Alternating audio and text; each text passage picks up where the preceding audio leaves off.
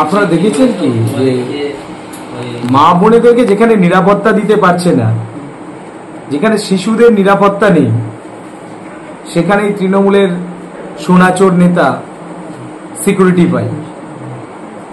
সেই সঙ্গে আরেকটা মাতাল রয়েছে যার বিরুদ্ধে হাজার ভুড়ি ভুড়ি কেস রয়েছে, ওনাকেও সিকিউরিটি দেওয়া হচ্ছে। পশ্চিমবঙ্গ পুলিশ সিকিউরিটি দিচ্ছে। তাহলে পশ্চিমবঙ্গের মা বোনেরা কার কাছে বিচার চাইবে? এই তৃণমূলের কাছে বিচার চাইবে? এদের নেতারা তো নিজেরাই নিজেদের সিকিউরিটি নিয়ে বসে আছে। এরা কি জনগণকে সিকিউরিটি দেবে? লজ্জা। রাজ্যে ক্ষমতা থেকে কেন সিকিউরিটি দিতে হচ্ছে? বিষয় তো এটাই, রাজ্যে ক্ষমতায় রয়েছে একজন উপপ্রধান পঞ্চায়েতের, তিনি সিকিউরিটি নিয়ে ঘুরছেন।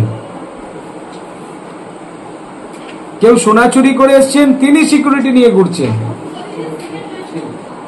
কোন বাংলায় আমরা বসবাস করছি? এরা জনগণের সিকিউরিটি দেবে? সবার আগে সিকিউরিটি তো এটা নিজেরাই নিচ্ছে। প্রতিনিয়ত আমি খানাকুল বিধায়ক হওয়ার কারণে দেখবেন বিভিন্ন মিডিয়া চ্যানেলকে ডেকে আর সেখানে গালিগালাজ করছে। আমার কাছে একটা খবর এসেছে যে এই সকল তৃণমূলের নেতারা, নেতা নয় বলেছি আগে, তবু আমি নেতাই ধরছি, এরা হচ্ছে ক্যাডার। এই সকল ক্যাডাররা যাদের পপুলারিটি নেই, সমাজে যাদের গ্রহণযোগ্যতা নেই, সমাজ যাদেরকে গ্রহণ করেনি, তাদের মধ্যে এরাই পড়ছে। তো সেখানে সমস্ত মিডিয়াকে ডেকে কুরুচিকর মন্তব্য করা হচ্ছে। আমি এর আগে অনেক তৃণমূলের নেতাকে দেখেছি, যাদের মধ্যে ভাষাগত একটা জ্ঞান ছিল, কোন ভাষায় কথা বলা যাবে। পলিটিক্যাল লিডার হতে পারে, পলিটিক্যাল লিডার মানেই তার মুখে সবসময় নোংরা নোংরা ভাষা ব্যবহার হবে, এটা কিন্তু মানুষ কখনোই দেখেনি। বিশেষ করে খানাকুলের মানুষ দেখেনি, আরামবাগ সাব ডিভিশনের মানুষ দেখেনি। আপনারা দেখেছেন কি কোথাও কোনো তৃণমূলের নেতা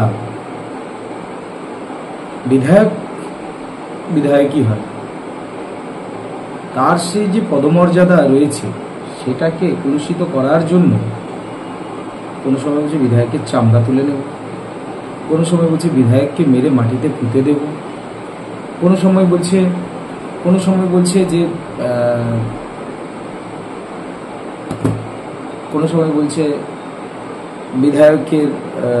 বিধায়কের জামা প্যান্ট খুলে চাপকাতে নিয়ে যাব। এই ধরনের ভাষা সন্ত্রাস খানাকুলের মানুষ দেখে। এরা কেউ কিন্তু জনগণের প্রতিনিধি না। এদের মধ্যে একজন রয়েছে বুন্নবী মণ্ডল, একবারও জনগণের ভোট নিয়ে উনি জিতে আসেননি। যতবার পঞ্চায়েত সমিতিতে এসেছেন উনি মেম্বার হয়েছেন, এবারেও মেম্বার হয়েছেন পঞ্চায়েত সমিতির, খানাকুল 2 নম্বর পঞ্চায়েত সমিতিতে একজন পঞ্চায়েত সমিতির সাধারণ মেম্বার আছেন, কিন্তু ভোটে জিতে না, জোর করে ছাপ্পা মেরে ভোট লুট করে মেম্বার হয়েছেন। তার আগে তো দুবার উনি মেম্বার হয়েছেন, কিন্তু একবারও ভোটে জেতেননি, জনগণের ভোট নিয়ে জিতে আসেন। তাই জনগণের ব্যথা, জনগণের প্রতি দায়বদ্ধতা এসব এদের নেই। কোন ভাষা ব্যবহার করলে জনগণ সেটাকে গ্রহণ করবে, কোন ভাষাটা না বলা উচিত, এদের এসব জ্ঞান নেই, লাগামও নেই। তৃণমূল কংগ্রেসের মধ্যে কোনো লাগামও নেই, বেলাগাম। মানে এনাদের মুখ্যমন্ত্রী, তারও যেরকম মুখের ভাষা ঠিক নেই। এদের মন্ত্রী যারা ছিল তারা আমাদের রাষ্ট্রপতি দ্রৌপদী মুর্মুকে পর্যন্ত ছাড়েনি, তাকে নোংরা ভাষায় আক্রমণ করেছে। আমাদের দেশের মাননীয় প্রধানমন্ত্রী নরেন্দ্র মোদীকে কুরুচিপূর্ণ মন্তব্য করেছেন স্বয়ং মুখ্যমন্ত্রী। বহু বহু উদাহরণ আছে। আসলে এরা মিডিয়া একটা জায়গায় আসতে চাইছে যে বিধায়ককে যত গালাগালি করবো তত মিডিয়ার সামনে আসবে। তারপর এদের মধ্যে এখন ইঁদুর দৌড় চলছে। গতবার এখানে আমার অপোজিটে প্রার্থী ছিলেন তৃণমূলের নজিবুল করিম, ওনাকে সরিয়ে ইনি চাইছেন রমেন প্রামাণিক সোনাচোর। আমি বলছি না, এটা জনগণ বলছে। আমি ওনাকে সোনাচোর বলছি না, এটা পাবলিক বলছে। উনি সোনা চুরি করে নিয়ে এসেছিলেন, তৎকালীন সময়ে খানাকুল থানার ওসি ওনাকে মারতে মারতে, কলার ধরে মারতে মারতে ওনাকে তুলে নিয়ে গিয়েছিলেন, অ্যারেস্ট করেছিলেন। একটা বড় সোনার কেস ছিল, যেটা জনগণের কথা। তিনি আবার বিধায়ককে গালাগালি করছেন, নিজের বুথটা হেরে বসে আছে। ও নিজের বুথে জিতেছে কি? রমেন প্রামাণিক নিজের বুথে জিতেছে? দেখাতে পারবেন? জিতেন, ভোট দেয়নি। যে নিজের বুথে জিততে পারে না, সে কিসের নেতা? বলুন, সে কিসের নেতা? যাকে নিজের বুথের মানুষই ভোট দেয়নি, সে কিসের নেতা? এই লোকসভা নির্বাচনেও আমরা ভালো ফল করেছি খানাকুল বিধানসভার নিরিখে। খানাকুল বিধানসভায় আমরা প্রায় 18,000-এর কাছাকাছি ভোটে আমরা লিড করেছি। তৃণমূল কিন্তু এখানে জমি পায়নি, জমি পাওয়ার চেষ্টা করছে, সেখানে বিধায়কের নামে কুরুচিকর মন্তব্য করছে। তো আমরা ধিক্কার জানাচ্ছি। আপনারা দেখেছেন যে গত 2-3 দিন আগে যেটা ঘটেছে, ফেসবুকের এক নিউজ চ্যানেলের সেখানে সোশ্যাল মিডিয়ায়, ওপেন সোশ্যাল মিডিয়ায় একজন লিখছেন এই খানাকুলের বিধায়ক অর্থাৎ সুশান্ত ঘোষের মেয়েকে আজকে রেপ করা।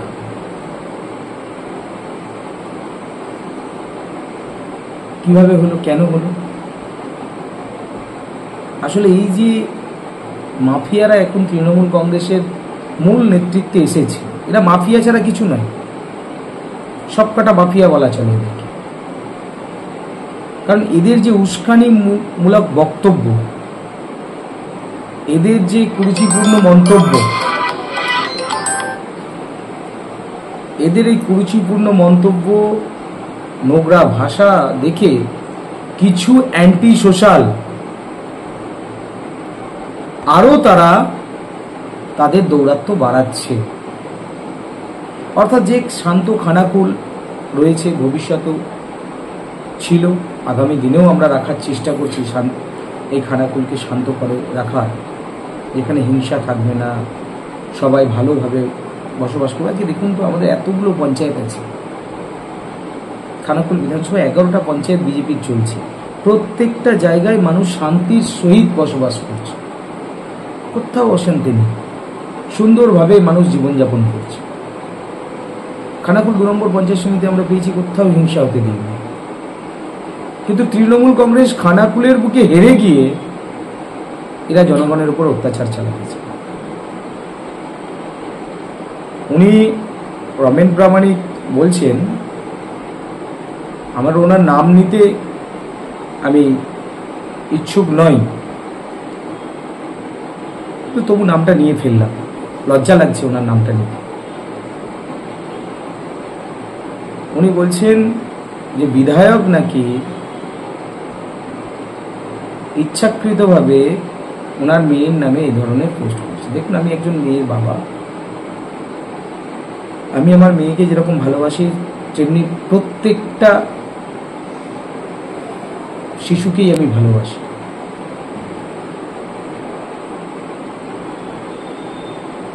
যে ধরনের মন্তব্য ওখানে করা হয়েছে, থ্রেডিং করা হয়েছে, আজ পর্যন্ত আমি পুলিশের কাছে লিখিত অভিযোগ দিয়েছি। পুলিশ কোনো স্টেপ নেয়, কারণ এর মধ্যে রাঘব বোয়ালরা যুক্ত আছে, যার কারণে হয়তো পুলিশ স্টেপ নিতে ইচ্ছাকৃতভাবে দেরি করছে। তবে উনি যে নোংরা ভাষাগুলো বলছেন, উনি গতকাল দেখলাম যে আপনাদের নিউজ চ্যানেলের মাধ্যমে উনি নাকি আমাকে উকিলের চিঠি পাঠাবেন, উনি নাকি আমাকে আমার বিরুদ্ধে মানহানির মামলা করবেন। আরে ভাই, ওকে আমি বলছি, তুই আমার বিরুদ্ধে মানহানির মামলা করিস, তুই কর, কিন্তু আইনটা তোর একার জন্য নয়, এটা মাথায় রাখিস। না, আপনি আইনের নোটিশ পাঠাবেন বলছেন? আইনের জায়গাতেই থাকবে, কোর্টে দেখা হবে। গতকালই সাংবাদিক বৈঠক করে রমেন পরমাণিক খানাকুল 2 নম্বর ব্লক সভাপতি তিনি জানিয়েছেন, যদি খানাকুল বিধায়ক এর যদি ক্ষমা না চায়, পরবর্তী ক্ষেত্রে কিন্তু অনেক বড় পদক্ষেপ নেবেন, তার আগেই কিন্তু মানহানির একটি নোটিশ পাঠাবেন। কিসের ক্ষমা? ওর কাছে কিসের ক্ষমা? ওকে ও যে কুরুচিপূর্ণ মন্তব্যগুলো করেছে তার জন্য ওকে জেলের ঘানি টানাবো। ও আমার বিরুদ্ধে কি মানহানির মামলা? ওনারা বারবার দাবি করছে যে ওনারা করেননি, আপনাকে প্রমাণ করতে উনি করিয়েছেন। আমি বলেছি, কোনো সময় বলিনি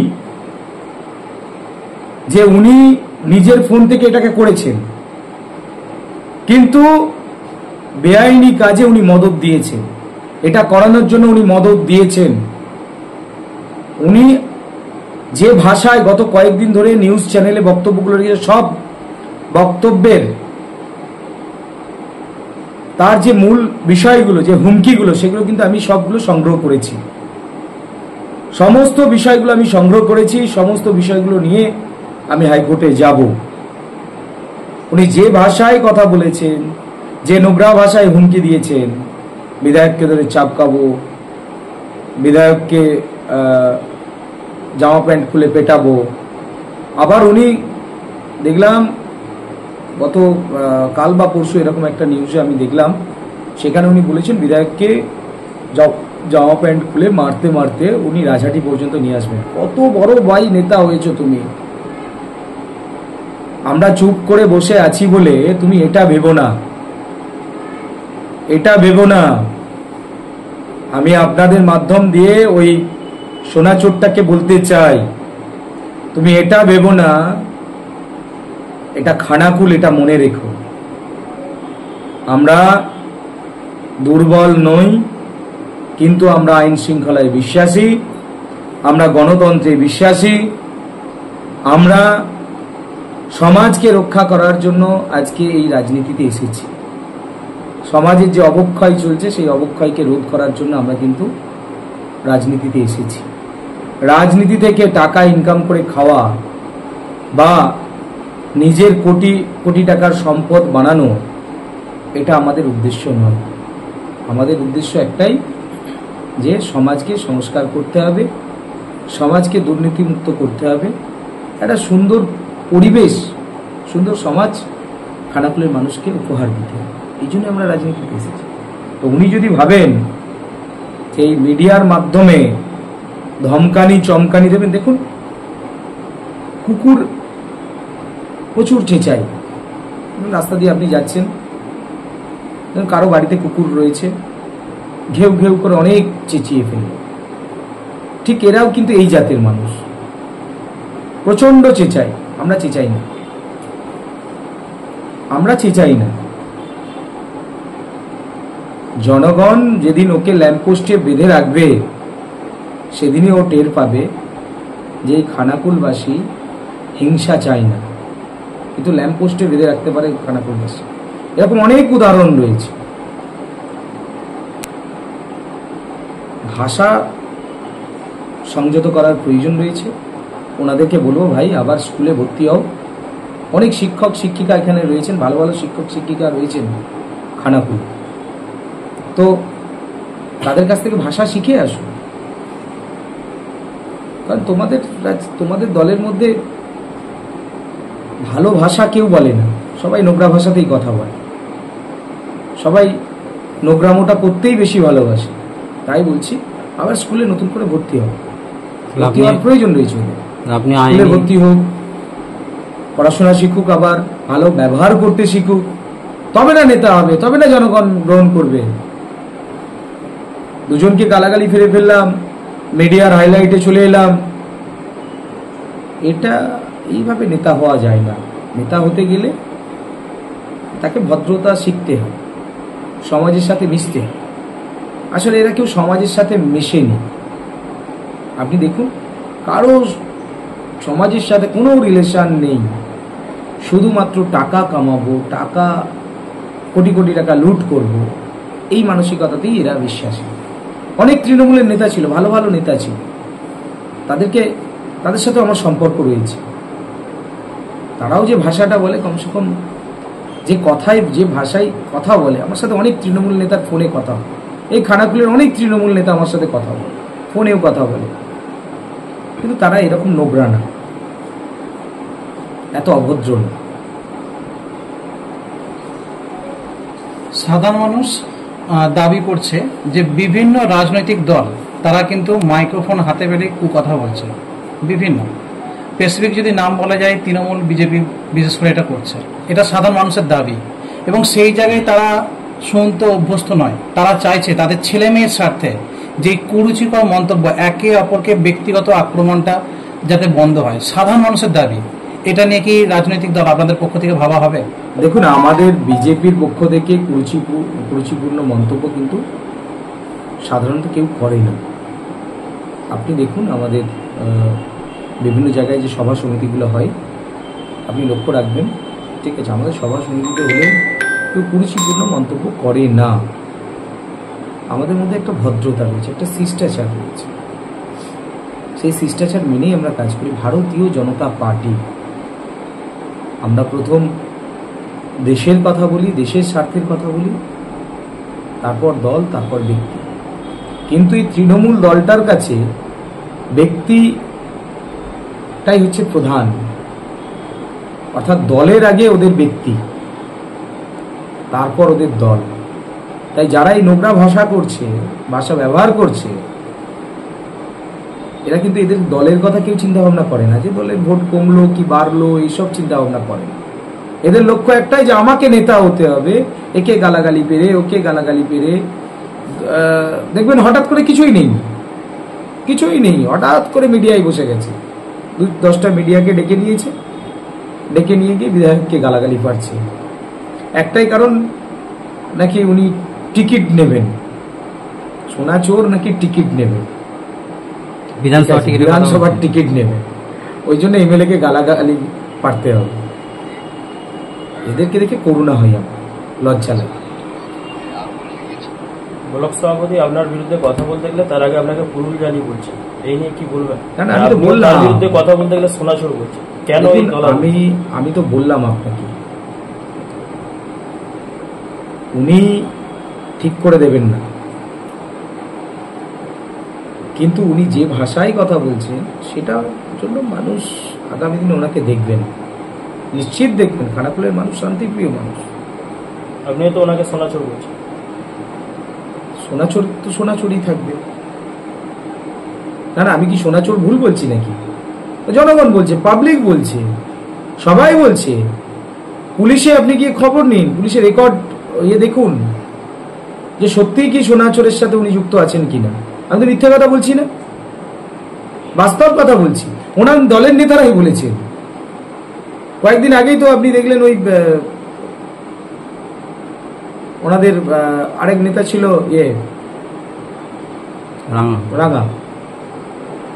রাঙাবাবু, উনিও বলছেন যে উনি নাকি সোনাচোর। তো আমি কি বলছি নাকি?